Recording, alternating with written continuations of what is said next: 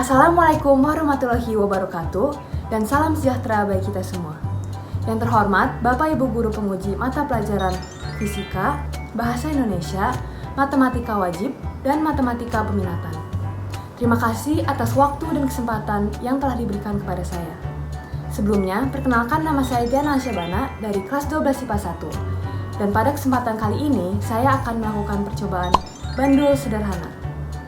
Nah, tapi sebelum itu, kita harus pakai jas laboratorium untuk keselamatan kita. Nah, sekarang penting buat kita untuk mengetahui apa arti dari bandul sederhana. Bandul sederhana adalah salah satu bentuk gerak harmonik sederhana.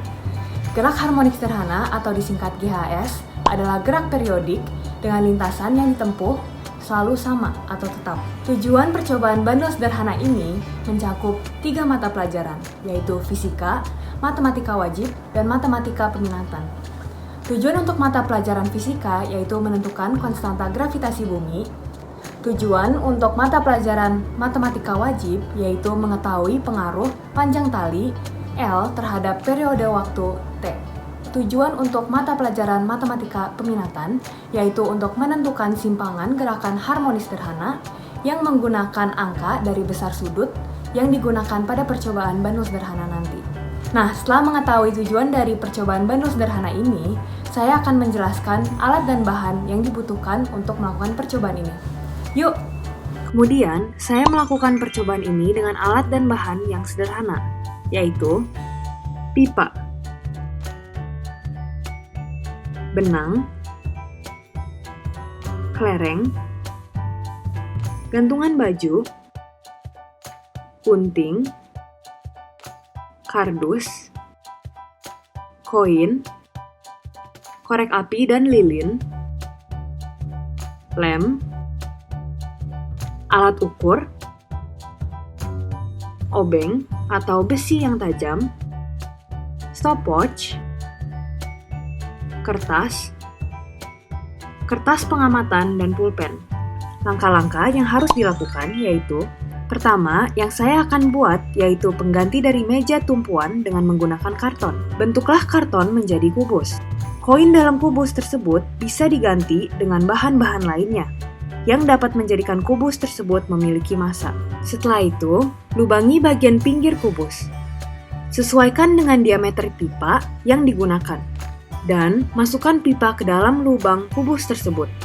Agar lebih kuat, oleskan lem pada ujung-ujung pipa. Lalu, lubangi bagian atas pipa kira-kira 3 cm dari atas pipa menggunakan besi yang dipanaskan. Dan sesuaikan dengan ukuran gantungan baju agar gantungan baju dapat masuk ke lubang pipa tersebut. Kemudian, saya beralih untuk menyiapkan tali dan bandul. Ikatkan kelereng tersebut dengan tali yang sudah disiapkan dan pastikan agar bandul tidak terlepas atau jatuh. Kemudian, pada percobaan ini, saya melakukan 3 kali percobaan untuk 3 panjang tali yang berbeda, yaitu 0,5 meter, 0,6 meter, dan 0,7 meter. Untuk percobaan pertama, yaitu menggunakan panjang tali 0,7 meter. Ikatkan tali bandul 0,7 meter pada ujung gantungan baju. Kemudian, siapkan stopwatch yang akan digunakan untuk menghitung waktu. Kemudian, gerakan beban dengan melepaskan dari simpangannya sebanyak 5 kali. Simpangan di sini yaitu dari depan ke belakang dengan lebar 15 derajat atau kurang lebih 3 cm. Tunggu beberapa saat sampai terjadi gerakan harmonis sederhana. Lalu, hitunglah waktu yang dibutuhkan dalam 5 kali ayunan menggunakan stopwatch. Lakukanlah gerakan melepaskan bandul dari simpangannya sebanyak 5 kali dan catat waktu yang diperoleh agar mencapai ketepatan. Selanjutnya, lakukan hal yang sama untuk percobaan kedua dan ketiga. Namun, sesuaikan kembali panjang tali yang akan digunakan. Panjang tali untuk percobaan kedua yaitu 0,6 meter dan percobaan ketiga yaitu 0,5 meter. Terakhir, yaitu catatlah data yang diperoleh saat percobaan ke dalam tabel data pengamatan. Dari percobaan tersebut, kita bisa menyimpulkan bahwa apabila panjang tali yang digunakan lebih pendek, maka waktu yang diperlukan untuk menghitung waktu ayunan bandul lebih sedikit. Kita bisa membuktikan teori itu dengan melihat tabel berikut. Selain dari mata pelajaran fisika, kita juga bisa membuat suatu kesimpulan dari mata pelajaran matematika wajib.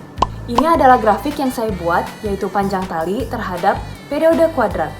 Periode kuadrat bisa dicari dengan rumus ini, yaitu 4pi kuadrat L per G. Tapi juga bisa diambil dari tabel pengamatan kita saat kita melakukan percobaan bandul sederhana.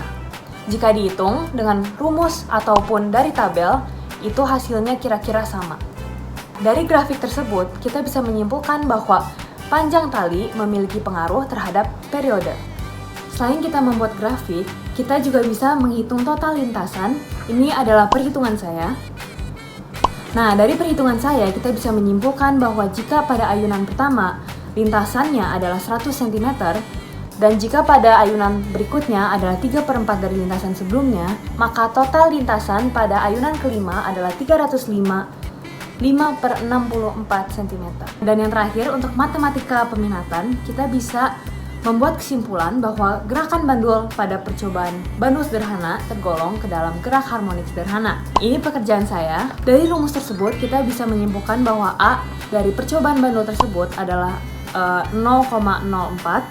Dari pekerjaan saya langsung menghitung rata-rata dari 3 periode panjang tali tersebut, dari 0,5, 0,6, dan 0,7. Dan hasilnya adalah 38/25. Karena di ketentuannya diminta untuk melakukannya dengan cara limit, jadi saya melakukan perhitungannya menggunakan limit. Dan ini adalah hasilnya. Nah, mudah kan? Yuk kita coba percobaan ini di rumah masing-masing. Percobaan ini sangat mudah dilakukan di rumah karena alat dan bahan yang digunakan sangat sederhana dan mudah diperoleh.